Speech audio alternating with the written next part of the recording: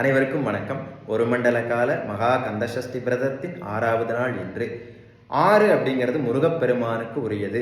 அப்படிப்பட்ட 6வது நாள் சிவபெருமானுக்குரிய சோமவாரத்தில் முருகப்பெருமானை அதிபதியாக கொண்ட செவ்வாயின் மிருகசீரிஷ நட்சத்திரத்தில் அமைந்து வந்திருப்பது சிறப்பு. பொதுவாக ஜோதிட ரீதியாக செவ்வாய் பகவான ரோக ருண அதிபதி அப்படின்னு சொல்லுவோம். ரோகம் அப்படின்னா தெரியும், நோய்கள். ருணம் அப்படின்னா கடன். முருகப்பெருமான் ரோக ருண நிவாரணனாக இருக்கக்கூடியவர். பொதுவாகவே கடன் அப்படிங்கிறது பல பேருடைய வாழ்க்கையை புரட்டி போடுவதாக, பல பேருடைய வாழ்க்கையில் தீராத பிரச்சனையாக இருக்கக்கூடியது. அப்படிப்பட்ட கடனில் இருந்து நம்ம நிவாரணம் பெற வேண்டும், கடன்கள் இல்லாத வாழ்க்கையை பெற வேண்டும், நிம்மதியான வாழ்க்கையை பெறணும் அப்படின்னா முருகப்பெருமானிடம் வேண்டினால் நிச்சயமாக அது நடக்கும். தினம் ஒரு திருப்புகள் அப்படிங்கிற வரிசையில் இன்னைக்கு கடன் நிவாரணத்திற்கான திருப்புகளை தான் பார்க்க போகிறோம். பொதுவாக கடனுடைய கொடுமைகளை, கடன் கொடுக்கக்கூடிய மன அழுத்தத்தை சொல்வதற்கு ஒரு பாடல் இருக்கிறது.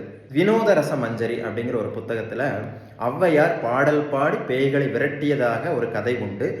விடம் கொண்ட மீனை போல, வெண்தழல் கொண்ட மெழுகை போல, படம் கொண்ட பந்து அழல்வாய் பற்றிய தேரை போல, திடம் கொண்ட ராமன் பானம் செருக்கள துற்றபோது, கடன் கொண்டார் நெஞ்சம் போல கலங்கினான் லங்கை வேந்தன் அப்படின்னு ஒரு பாடல் இருக்குங்க.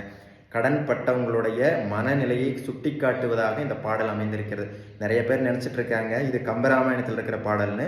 இது வினோத ரசமஞ்சரிங்கிற புத்தகத்தில் இருக்கக்கூடிய பாடல். அப்படி கடன் அப்படிங்கிறது எல்லோருக்குமே மன அழுத்தத்தை கொடுக்கக்கூடியது, வாழ்க்கையில நிம்மதியை கெடுக்கக்கூடியது. அப்படிப்பட்ட கடனை கெடுத்து நமக்கு நிம்மதியை அருளக்கூடியவன் யார் அப்படின்னா முருகப்பெருமான். அதற்கு துணையாக அருணகிரிநாத சுவாமிகள் அருளிய ஒரு திருப்புகள் இருக்குது. அந்த திருப்புகளை பாராயணம் செய்ய வேண்டும். அது என்ன திருப்புகள் அப்படின்னா, நிதிக்கு பிங்களன் பதத்துக்கு இந்திரன் நிறத்திற் கந்தனின் நினைவோரை நிலத்திற் தன்பெரும் பசிக்கு தஞ்சமென்று அரற்றி துன்ப நெஞ்சினில் நாளும் புதுச்சொற் சங்கமொன் ரிசைத்துச் சங்கடம் புகட்டிக் கொண்டுடம்பு அழிமாயும் புலத்திற் சஞ்சலம் குலைத்திட்டு உன்பதம் புனர்க்கைக்கு அன்பு தந்து அருள்வாயே, மதித்து தின்புறம் சிரித்து கொன்றிடும் மரத்திற் தந்தை மன்றினில் ஆடி மழுக்கை கொண்ட சங்கரற்கு சென்று வண்டமிழ் சொற்சந்தம் ஒன்று அருள்வோனே, குதித்து குன்றிடம் தலைத்து செம்பொனும் கொளித்து கொண்ட செந்திலின் வாழ்வே, குரப்பொற் கொம்பை முன் புனத்திற் செங்கரங் குவித்து கும்பிடும் பெருமாளே. இந்த திருப்புகளை நீங்க பாடி பாராயணம் செய்து முருகப்பெருமானை வழிபடுகின்ற பொழுது எப்பேற்பட்ட கடனும் தீர்ந்துவிடும்.